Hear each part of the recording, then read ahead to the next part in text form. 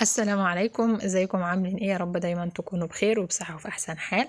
النهارده هعمل معاكم رز مصري بالشعرية. زي ما انتم شايفين كده، انا هنا عندي كوباية شعرية وعندي كوبايتين رز غسلاهم كويس ومصفياهم. ده المج اللي انا عايرت بيه كمية الرز، برضو بقول لكم اهو. لو عايزة تزودي الشعرية مفيش اي مشكلة، عايزة نفس المقدار تمام، بس انا ما بحبش الشعرية تبقى ظاهرة قوي في الرز يعني. في حلة على النار هنا هحط معلقتين زيت حلوين كده. لو حابة تضيفي سمنة حطي نص معلقة سمنة، بتدي طعم حلو برضو. يسخن الزيت وهنزل بالشعرية بتاعتي. الشعرية يا جماعة ما ينفعش نسيبها نحطها على النار ونسيبها، لازم نفضل نقلب فيها على طول لحد ما تاخد لون معانا، لان هي ما بتاخدش وقت وبتاخد لون، بتتحمر بسرعة. هنا كانت الشعرية بتاعتي اتحمرت زي ما انتم شايفين. هبدأ دلوقتي انزل بالرز بتاعي عليها،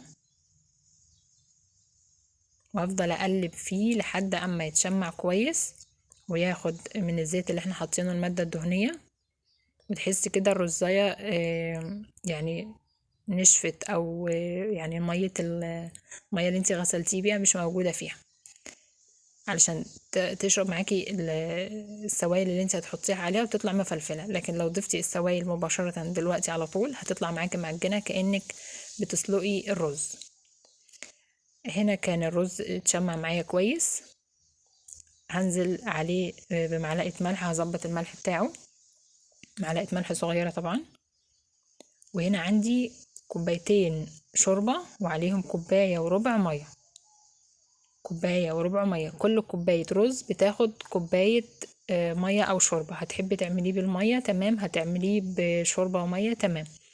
انا هنا مزودة ربع كوباية مية علشان ياخد تسوية صحيحة معايا لحد الاخر، عشان ما افضلش مثلا ازود لو حسيت ان الرزاية لسه ما استوتش.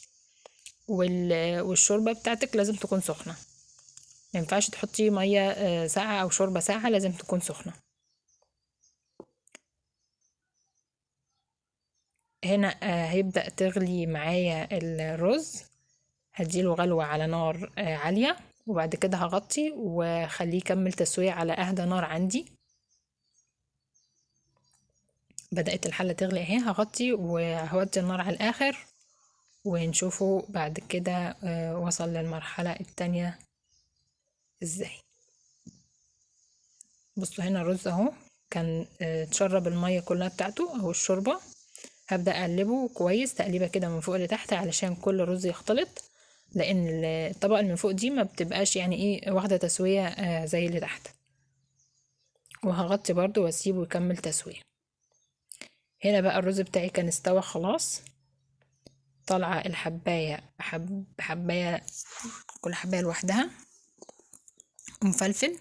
لو حسيتي ان لسه محتاج تسوية ممكن تضيفي له معلقتين مية، حاجة بسيطة، ما تزوديش مية كتير علشان ما يعجنش معاك. كده وصلنا للشكل النهائي للطبق بتاعنا، واقول لكم على السلامة.